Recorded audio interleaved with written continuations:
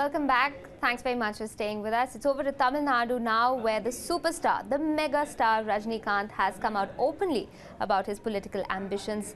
After dropping subtle hints earlier in the week, Thalaiva, as he is known, has come out with a string of statements that would gladden the hearts of his followers. He said, and I quote, "This system is corrupt. We all need to work together to change it. What is wrong in serving the people who have raised me to the top? Why should I not expect their lives to improve too?" End quote.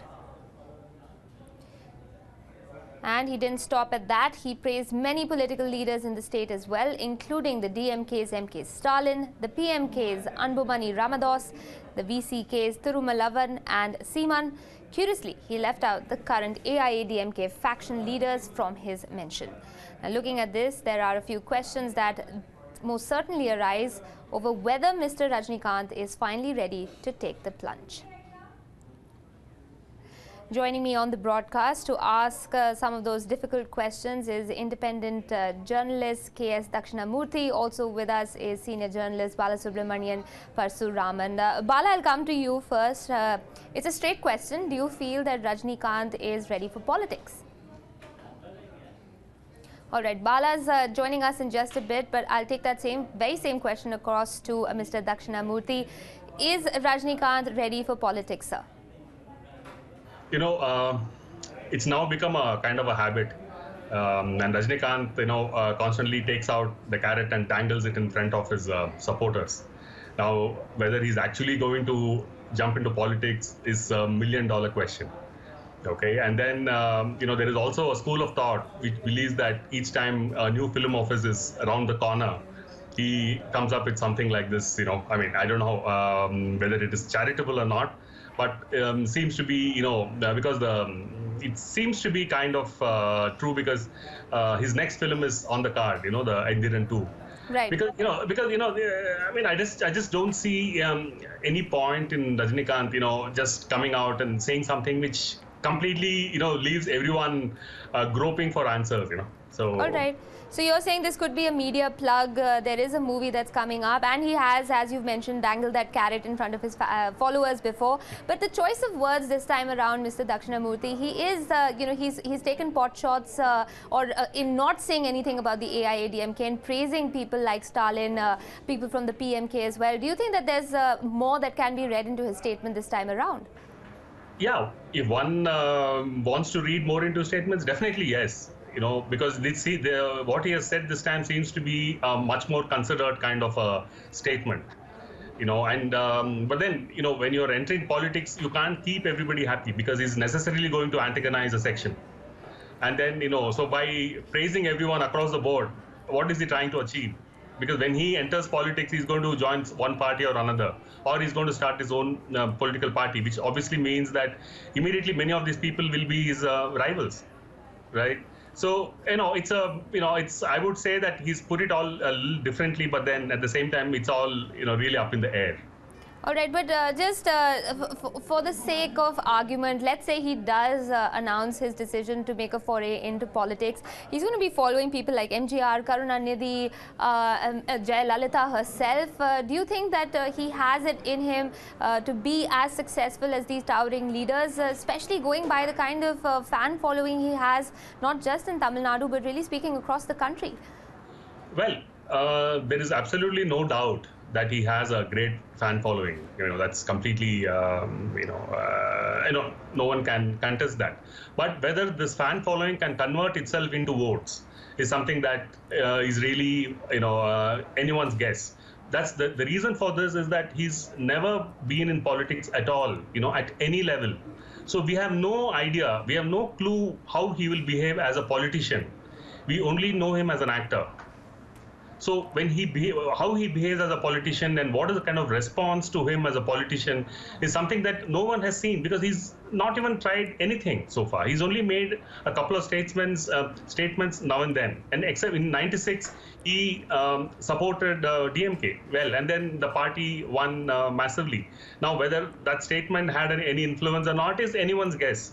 But as a politician, we do not know what kind of a following Rajinikanth will have and whether he can keep his flock with him I mean, all the fans with him, when he enters in politics. So it's like something that I'm sure even Rajinikanth himself will be wondering. Right, but speaking of lack of political experience, we've had mention of Sasikala Natarajan as well. So that doesn't seem to be the only thing that could hold back somebody like Mr. Rajinikanth. What do you say to that? See, Sasikala, was not in active politics in the sense she was not openly active, but she was so much close to Jayalalitha that she knew quite a bit of the inner workings of politics. And if you recollect, she also goofed up by not really contesting any election, and then she tried to become the general secretary. And then we know what happened. She really couldn't, justify her presence to be, as a general secretary #1, and then to become the next chief minister. So she bungled, in the way she tried to become the chief minister. So yes, but then Sasikala also had some kind of an experience in the sense that she was very close to Jayalalitha, so she would have picked up quite a bit from her. In the case of Rajinikanth, he's really not been close to anybody. He's really not been seen to close to any political party. He's made some statements now and then, but really, no one really knows whether he's going to start his own political party or whether he's going to align with the ADMK or with the DMK or with the BJP. No one knows anything. Each one hopes that Rajinikanth joins them. But right. But it's not really clear what he's going to do. Okay, stay with me, Mr. Dakshinamurthy. I'm also joined on the broadcast by Balasubramaniam Parsuraman. Bala, it's so interesting when we're talking about Mr. Rajinikanth, because he's not even announced an official foray into politics, but the barb's already out for him, the knives seem to be out. I'm talking about Subramaniam Swamy's statement and bringing into question his Tamilness. Do you think that Mr. Swamy might have bitten off more than he could chew? No, it's absolutely right, because Subramanian Swamy is bang on right on this point that this lack of experience. See, in politics, you need to have a little bit of experience, without which you already have two cases with respect to AIADMK, which is VK Sasikala and TTB Dinakaran, who are actually into trouble. Politics, you need to actually know a lot of things before even you venture into the political arena, #1.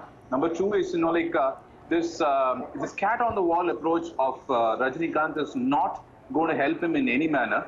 But perhaps this is the fans who are actually trying to probably force him into something which he's not wanting to take or wanting to take. Perhaps he is the right person to answer this question. But he, at any point in time, does not want to answer this question straight. He has always had an attitude of actually, either escaping from this question or probably, putting it on an eternal force, which would probably, bless this decision. So this has been a cat on the wall approach for him for quite a long time. The last time when he actually gave a sort of a support to a party was in 1996, right. When last time he had the support given. But beyond that, we have not seen much of him coming specifically on, supporting onto a specific political party as such. So we need to wait and watch, but we don't know how long we have to wait for it. Right, Bala, but I'm going to probe you further on that, because the fact of the matter is that, these hints, if we're going to read into them, they come at a very interesting time as well. We can't forget that there is a leadership vacuum in Tamil Nadu ever since Ms. Jayalalitha passed away. So do you think that this is actually maybe a very well-timed decision to make his foray? I agree that there is a leadership vacuum, but at one point in time, we never knew who O. Pannirselvam was. At one point in time, Jayalalitha suddenly actually caught Pannirselvam into the political arena, in the limelight.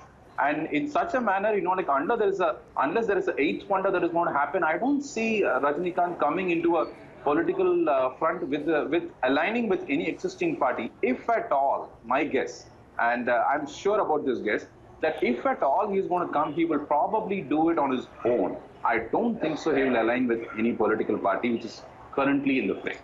Okay, so you're sure about that guess? I'm going to take that across to Mr. Dakshinamurthy. Sure. Having known Mr. Rajinikanth, I'm pretty sure about that. Okay, Mr. Dakshinamurthy, but just going back to what Bala said about, OPS not being a very well-known name till Ms. Jayalalitha brought him into the fray.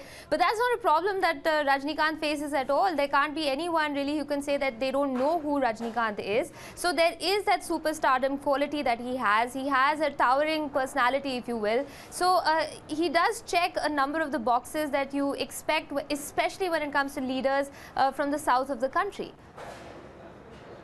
Let's look back briefly into history, and then let's look at some other actors. For instance, let's take Rajkumar, the well-known legendary Kannada actor. There was similarly a lot of pressure on him to get into politics, and many a time he did actively take part in certain public movement and all that, like the movement for primacy to Kannada, etc., in the 80s. And there was a lot of speculation that he would enter politics. Eventually, Rajkumar did not enter politics, and it's really a kind of a question mark as to why he did not enter politics. Now, because the politics in Karnataka, is very different from, let's say, Tamil Nadu. In the case of Tamil Nadu, you had Jayalalitha, MGR. But then the problem, the difference between Rajnikant and, say, MGR or Jayalalitha is that they were in active politics for many years. They were already part politicians, who are also actors. But that is not the case with Rajnikant, Right. And then it's not very easy to be in politics. So I think these are factors that one really has to take into consideration. Okay, Bala, is it fair to draw a comparison to the other mega superstar, if you will? I'm going to use superlatives here, such as Amitabh Bachchan. He also decided to make a foray into politics, and we all know what happened in his case. Absolutely right. Why have to go to Amitabh Bachchan? Go to the close-by state of Andhra Pradesh, Chiranjeevi. We have a better example there, who is the closest comparison we can always have.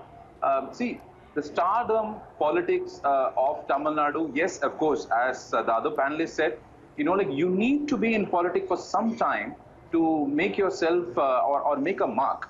Vijayakant, who has been actually, having a huge fan base, is now a politician, agreed, but he has not performed at all. Probably Rajnikant has this at the back of his mind that will I become another Vijayakant if I go on loan? We don't know. Probably he can only answer this question. But the fear factor to become a politician from being an actor is always there at the back of the mind. Probably for many of the film stars who want to actually come into the political fray. Okay, is it also, Mr. Dakshinamurthy, a dangerous flirtation on the part of Mr. Rajnikant? Because when you enter the hurly-burly of politics, you open yourself up to a lot of criticism, you open yourself up to, you sort of open yourself up to really speaking everything there is that your opponents can throw at you. So there is also his glorious legacy at stake over here. I mean, you bet, Imer, you're absolutely on the dot, because in politics, and let's say if he becomes the chief minister, the challenges are real. It's not like you're acting or you're on celluloid. For instance, something like Kaveri, for instance, is an absolutely thorny issue. And how Rajnikant will deal with it is is something that I would really love to see, because he's got great following and loyalty in Karnataka as well. And he's seen as a Kannadiga and, all that. So plus he's got this super following in Tamil Nadu. So how is he going to resolve this issue, of a shortage of the river water? I mean, I would really like to see him as chief minister just to see how he'll handle this issue.